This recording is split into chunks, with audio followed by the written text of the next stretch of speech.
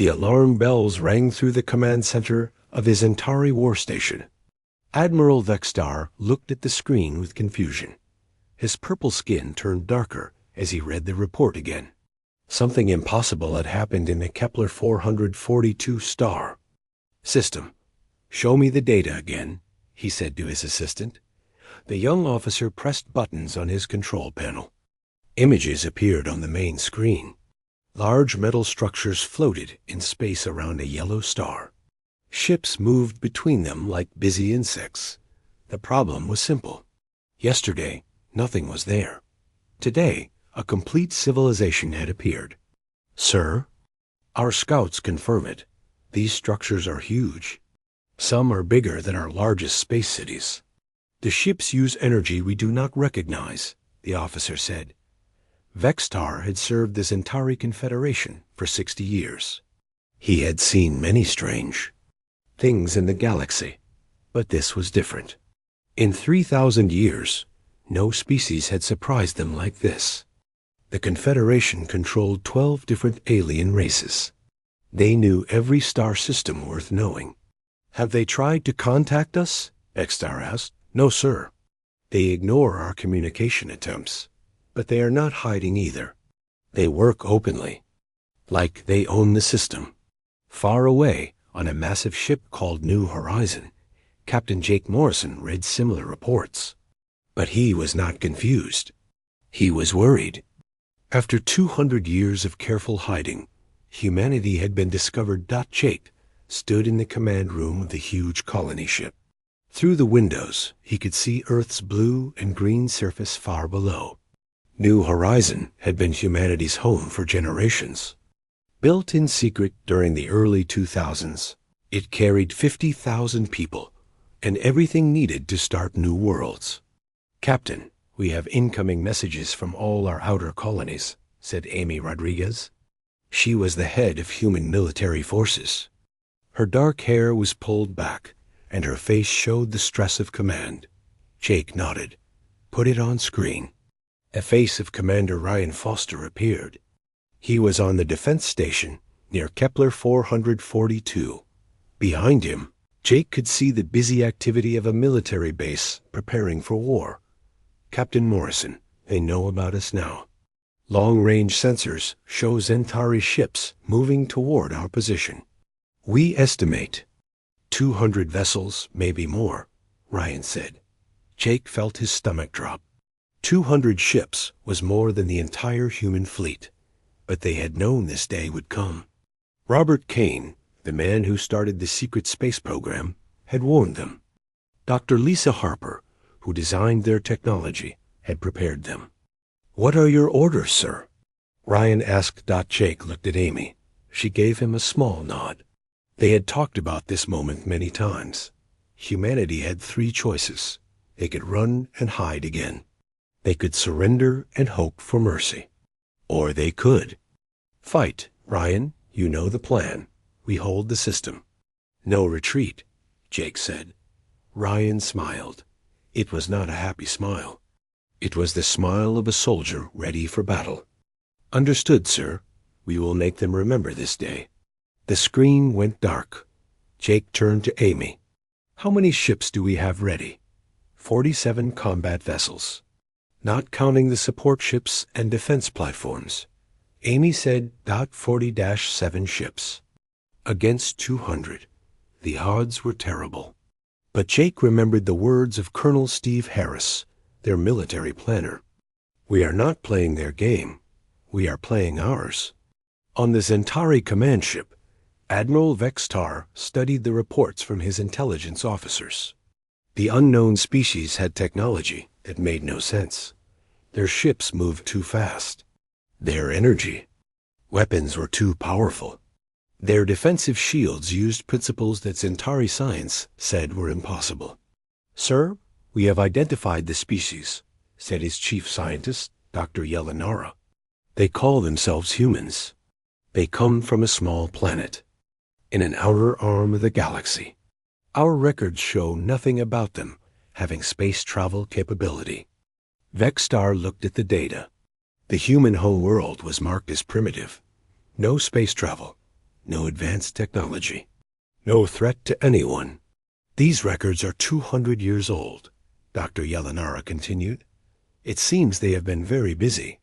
200 years is nothing. How did they advance so quickly? Vexstar asked. Unknown, sir. But their technology is completely different from ours. They seem to have developed it independently. Back on the Human Defense Station, Ryan Foster walked through the corridors. Soldiers and technicians prepared for battle. Everyone knew the odds. Everyone knew they might die. But no one seemed afraid. Ryan stopped at the engineering section. Tom Bradley, the chief engineer, was working on something at his computer. How? Are the new weapons, Tom? Ryan asked. Tom looked up and grinned. The aliens are going to hate these. We have been working on them for 50 years. They use human physics, not alien physics. What does that mean? It means we think about war differently than they do. They fight like it is a dance. We fight like it is a job. We have tools they have never seen. Ryan nodded. Humanity had one advantage. They had developed their military technology in isolation. Every weapon, every tactic, every strategy was uniquely human. The aliens would expect familiar patterns. They would get chaos instead. Dr. Helen Wright was in the science lab, studying alien ship designs from long-range scans. She had been xenobiologist before the military recruited her. Now she studied alien weaknesses instead of alien biology. Ryan, look at this, she called out. Their ships are beautiful, but they are built for show as much as function. See these energy conduits? They are exposed. And their formation flying is too rigid. They cannot adapt quickly. Ryan studied the images. Can we use this? Oh, yes. Our ships are ugly, but they are built for war. We can hit them where they are weak and avoid where they are strong. As the hours passed, the Zentari fleet moved closer. Admiral Vexstar was confident. His ships had never lost a battle. His weapons had destroyed entire worlds. One small human outpost would fall quickly. But Jake Morrison was also confident, not because his ships were stronger, not because his weapons were better. He was confident because humanity had something the aliens had lost during 3,000 years of easy victories. They had the desperation of the underdog. They had the creativity of the desperate. And they had 200 years of anger at being forced to hide. The battle for Kepler 442 was about to begin. A galaxy would never be the same. The Zentari fleet arrived at Kepler 442 like a storm of metal and fire. 200 warships dropped out of faster-than-light travel at the edge of the star system. Their hulls gleamed with polished armor, their weapons charged with deadly energy. Admiral Vexstar stood on the bridge of his flagship and smiled. Open communication channels to the human vessels, he commanded. The main screen flickered to life. A human face appeared. It was Captain Ryan Foster, commander of the Human Defense Fleet. His brown hair was cut short in military style. His eyes were calm but alert. I am Admiral Vexstar of the Zentari Confederation. You have built illegal structures in this system. Surrender now, and we will consider mercy, Vexstar said in his most threatening voice. Ryan looked at the alien admiral for a long moment. Then he smiled. It was not a friendly smile. I am Captain Ryan Foster of the Earth Defense Force. This system belongs to humanity now. You have 5 minutes to leave before we consider you hostile, Ryan replied. Vexstar could not believe what he heard. This primitive species was threatening him? His 200 ships against their handful of vessels? It was madness. You have 1,000 of our ships against your 47. Do you not understand mathematics? Vexstar asked. I understand mathematics perfectly, Ryan said. The question is, do you understand warfare? The communication ended. Vexstar stared. at the empty screen. Never in his 60 years of service had anyone spoken to him like that. These humans would learn respect through pain. On the human command ship Earth's Defiance, Ryan turned to his crew. The bridge was smaller than the alien ships, but it hummed with quiet efficiency. Every station was manned by skilled officers who had trained their entire lives for this moment. Dr. Wright, what do our sensors tell us about their formation? Ryan asked. Dr. Helen Wright looked up from her science station.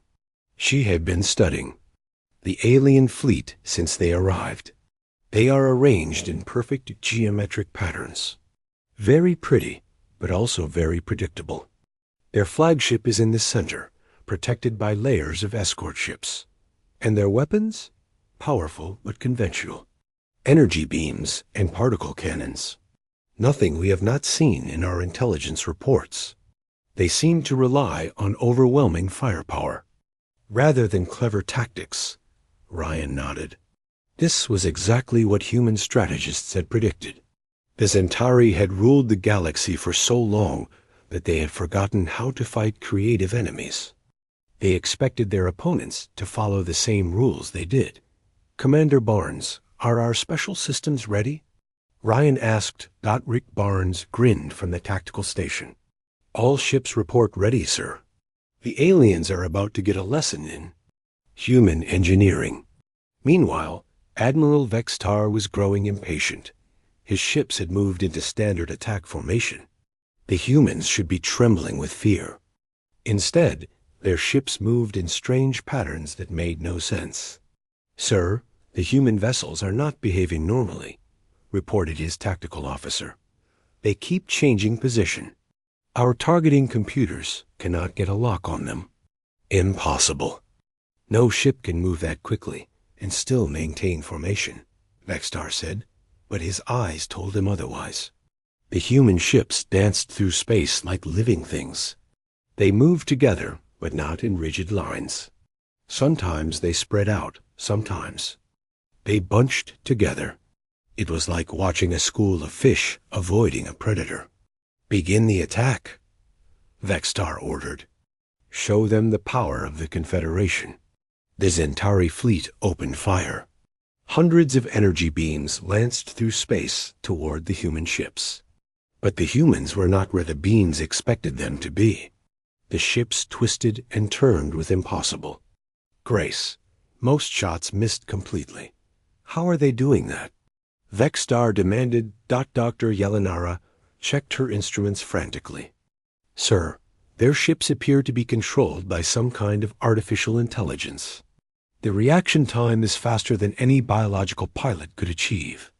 On Earth's Defiance, Commander Lara Bennett monitored the battle from her position at the AI Coordination Station.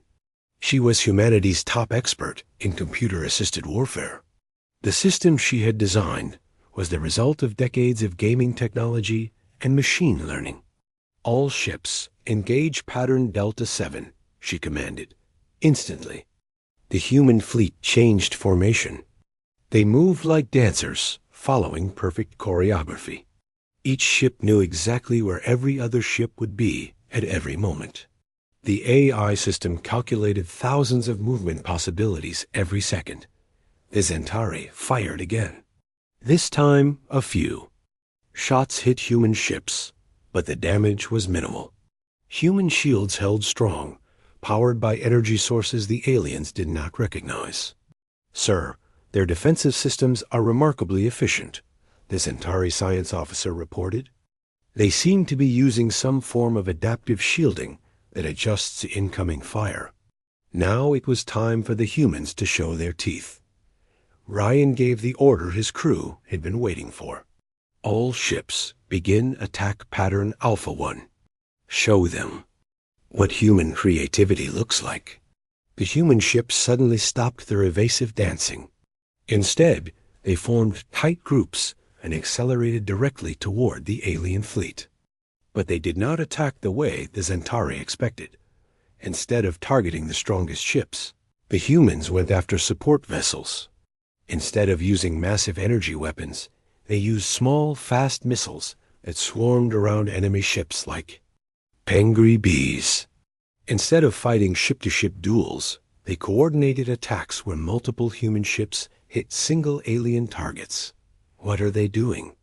Vexstar shouted as he watched his formation begin to crumble. The humans were using tactics that no galactic military school taught. They attacked weak points instead of strong ones. They used speed instead of armor. They fought as a unified whole instead of individual ships. Engineer Tom Bradley had designed the human weapons specifically to confuse alien defenses. The missiles were small and fast, designed to overwhelm enemy point defense systems. The energy. Weapons used frequencies that alien shields were not optimized to stop. Within minutes, a dozen Zentari ships were floating dead in space. Their crews were alive, but their ships were helpless. The humans had targeted engines and weapons, not life support systems. "Sir, we are losing ships faster than we can count," the tactical officer reported with panic in his voice. Vexstar could not understand what was happening. His fleet outnumbered the enemy 5-1. His ships were larger and more powerful. But somehow, the humans were winning. The answer was simple but revolutionary. The Zentari fought like knights in armor, following ancient rules of honor and tradition. The humans fought like wolves, using teamwork and cunning to bring down much larger Kraydot as more Zentari ships fell silent. Admiral Vexstar realized he was facing something unprecedented. These humans had not just developed technology in secret. They had developed an entirely new way of thinking about warfare. The battle was far from over, but already the galaxy's assumptions about military power were crumbling like sandcastles in a storm. The news of Admiral Vexstar's defeat spread across the galaxy like wildfire. On 12 different worlds, alien leaders stared at their communication screens in disbelief. The impossible had happened. The mighty Zentari fleet had been crushed by an unknown species. On the crystalline world of Arcturus Prime, Supreme Admiral Kethvar called an emergency meeting of the Confederation Council. The great hall filled with representatives from all 12 member species. Some had scales, others had fur, and a few glowed with their own inner light. But all shared the same expression of shock and fear. "The human threat must be eliminated immediately," Kethvar announced. His voice echoed through the chamber like thunder. "I am assembling the largest military force in galactic history. 5,000 ships from all our worlds will crush these upstarts." The other leaders nodded agreement. They had ruled the galaxy for 3,000 years. No primitive species would change that now. But privately, many wondered how 47 human ships had destroyed 200 Zentari vessels that far away. On the colony ship New Horizon, General Marcus Stone reviewed reports from across human space. He was a tall man with gray hair and scars from old battles. As overall commander of human military forces, he knew the real situation better than anyone. "President Wells, they are mobilizing everything they have," he told the woman sitting across from him. President Diana Wells was the elected leader of all human colonies. She had been born on New Horizon and spent her entire life preparing for this moment. Her calm voice hid the worry in her heart. "How many ships are they bringing?" she asked. "Intelligence estimates 5,000 vessels, maybe more. Every species in the Confederation is contributing ships and crews," Marcus replied. Diana looked out the window at Earth below. Humanity's homeworld looked peaceful from space. But she knew that down on the surface, billions of people were watching the news. Reports. The secret was out. Humanity was at war with the galaxy. "Marcus, are we ready for this?" she asked. The general smiled grimly. "We have been preparing for 200 years. It is time to show them what human determination can accomplish." On a stealth ship near the Tau Ceti system, Captain Susan Clark watched alien fleet movements through advanced sensors. Her ship, The Shadow Dancer was invisible to all known detection systems. Engineer Paul Mitchell had designed it using human theories about space-time manipulation. "Captain, I count over 1,000 ships in this sector alone," reported her sensor. "Officer, they are coming from all directions," Susan nodded. Human intelligence had predicted this response.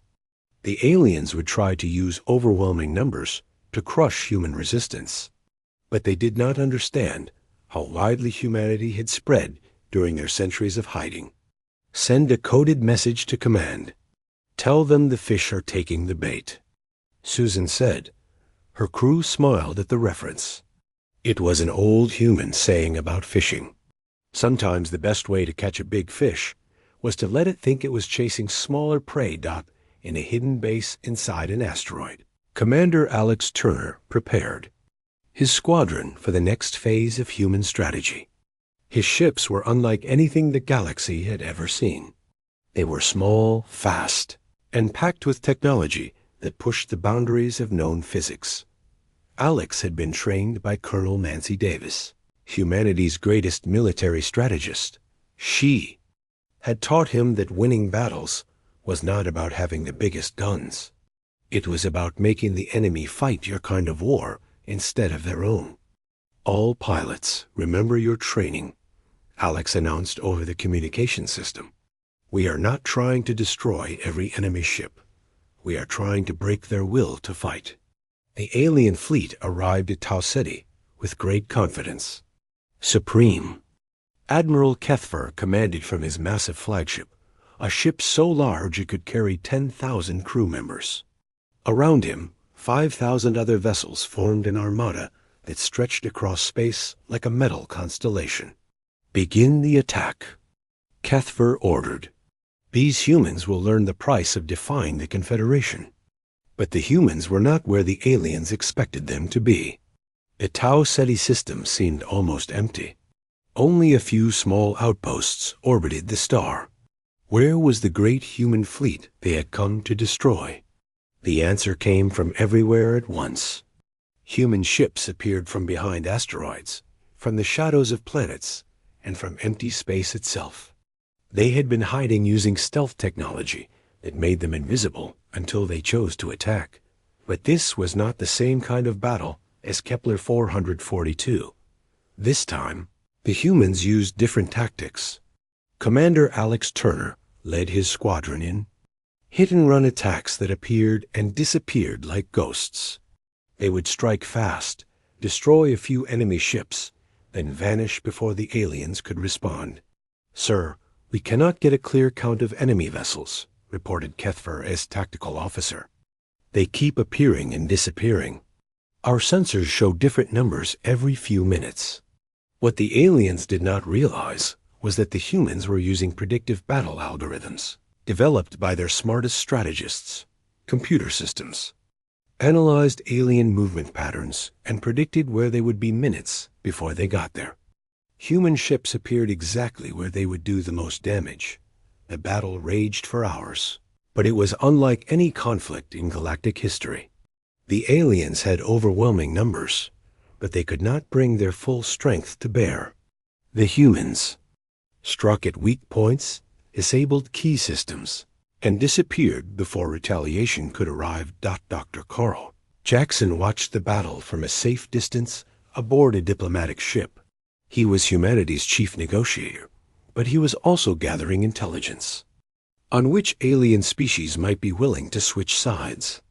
Some of the smaller Confederation members were already having second thoughts about this war. "Send coded messages to the Vegan Trade Union and the Beetlejuice Mining Collective," he told his assistant, Linda Phillips. "Let them know we are willing to discuss separate peace treaties." As the battle continued, the alien fleet began to fall apart. Not because they were losing ships, though they were, but because their rigid command structure could not adapt to human tactics. Orders took too long to reach distant ships. Coordination broke down as human interference disrupted their communications. Supreme Admiral Kethfer watched his magnificent armada become a confused mob. Ships collided with each other, as they tried to chase phantom human vessels. Some alien captains began retreating without orders, while others charged forward into obvious traps. "This is impossible," Kethfer muttered. "How can a few primitive ships defeat the greatest fleet ever assembled?" The answer was simple but revolutionary. The humans had not just developed better technology.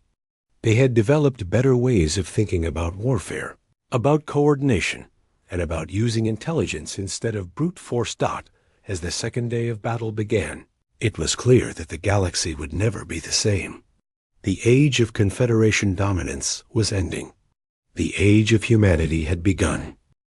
The defeat at Tau Ceti broke the spirit of the Confederation. Supreme Admiral Kethvar returned to Arcturus Prime with less than half his fleet. The rest were either destroyed or drifting helpless in space. The greatest military force in Galactic history had been shattered by an enemy they could barely understand. On worlds across the galaxy, panic spread like a disease. The Vegan Trade Union was the first to break away from the Confederation. Their leader, Ambassador Zixara, sent secret messages to the humans asking for peace talks. The Betelgeuse Mining Collective followed soon after. Within days, the ancient alliance was falling apart. Dr. Carl Jackson received these messages aboard his diplomatic ship. He had been waiting for this moment. Humanity did not want to conquer the galaxy. They wanted to change it. The old system of rule by fear was ending. A new system based on cooperation and respect would take its place. "Linda, prepare our response to the vegans," Carl told his assistant Linda Phillips. "Tell them we will meet at the neutral station near Wolf 359, but make it clear that any further attacks on human settlements will end all negotiations." Linda nodded as she typed the message.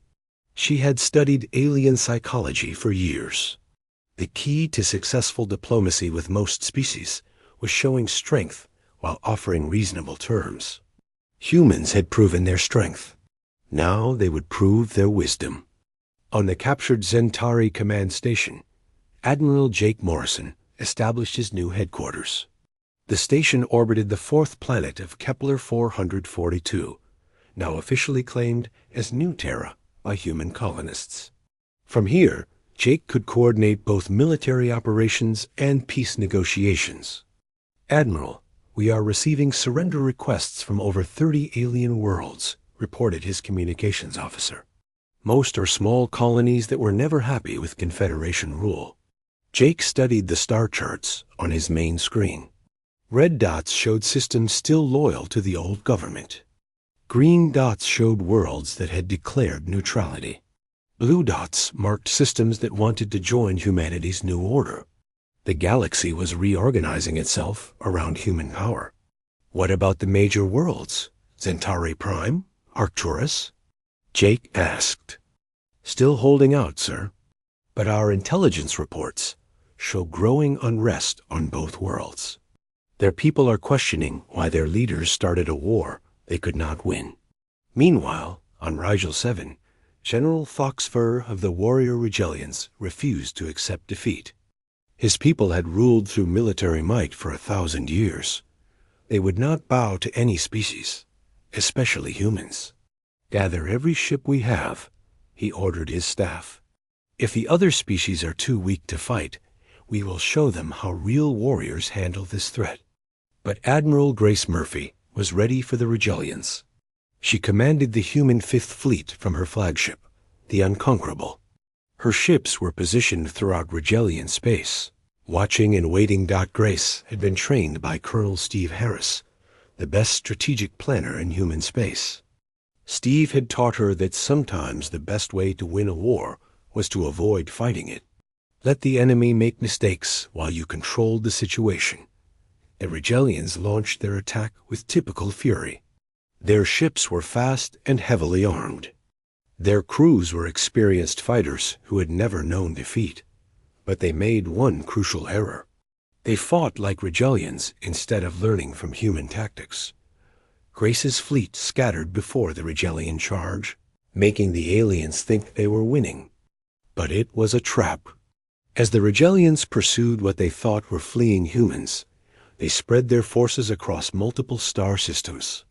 Then Grace struck back with coordinated attacks that hit every Regellian group at the same time. The final blow came when tech specialist Raymond Cruz activated humanity's ultimate weapon. It was not a gun or a bomb. It was a computer virus that shut down every communication and navigation system in Regellian space. Suddenly, their ships could not talk to each other or find their way home. General Thoxver, this is Admiral Murphy. Grace broadcast on all frequencies. Your ships are helpless. Your worlds are isolated. Surrender now, and we will restore your systems. Continue fighting, and your people will drift in space forever. The proud Regellian general had no choice. His mighty fleet was reduced to floating metal, helpless without their computers. He surrendered with tears of rage in his eyes. Across the galaxy, the last resistance collapsed. The Confederation was finished. But what would replace it? Secretary of State Patricia Morgan arrived at the peace conference with a plan that surprised everyone. Instead of demanding tribute or territory, the humans proposed something revolutionary. They called it the Galactic Cooperative. Every species will govern itself, Patricia explained to the gathered alien representatives. Humans will not rule over you, but we will stop anyone from ruling over others. No more empires, no more conquest, just peaceful cooperation and free trade. The aliens could hardly believe what they heard. Humans had the military power to enslave the entire galaxy. Instead, they offered partnership. Some species were suspicious. Others were grateful. All were amazed.